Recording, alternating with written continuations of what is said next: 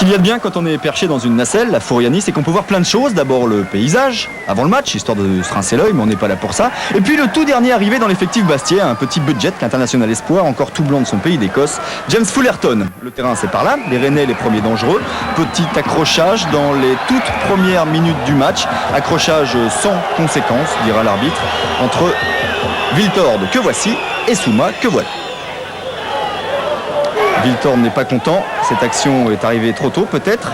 Et celle-là, centre de Viltord sur la droite, qui traverse toute la surface sans rencontrer le moindre soulier rennais, ni celui de Guivarch, ni celui de personne.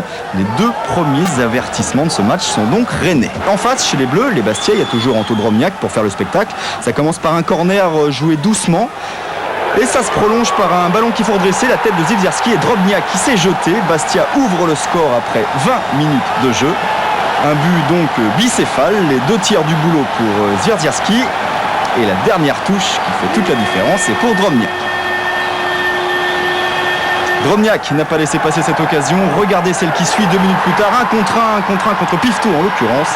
Et c'est pour Pifto le dernier mot. Bastia enchaîne ses actions sans vraiment percuter. Drobniak vient de rater la balle du chaos. Ce ballon pour Van de Castel qui lui veut tenter l'impossible. Une longue trajectoire flottante qui a dû quand même faire frémir Pandurovic.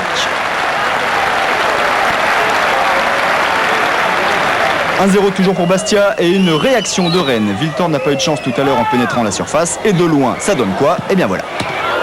La transversale qui tremble et Pifto qui ne doit pas en être loin.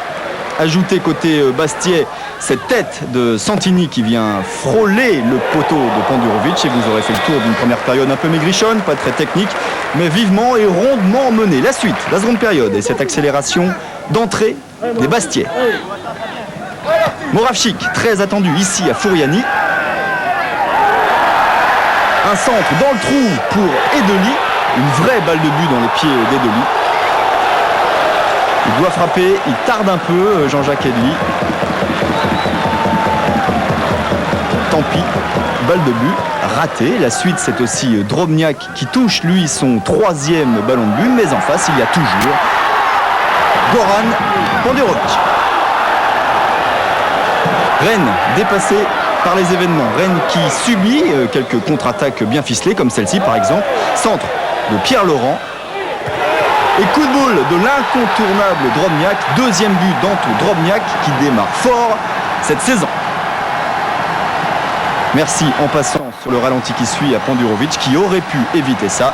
Première réaction pour finir d'un néo-Bastiais, Lubomir Moravchik. Ça s'est passé très bien parce qu'on a gagné d'entrée.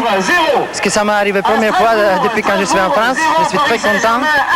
Ce soir c'était important de sortir les tripes et se mettre minable et gagner le match pour arracher 3 points.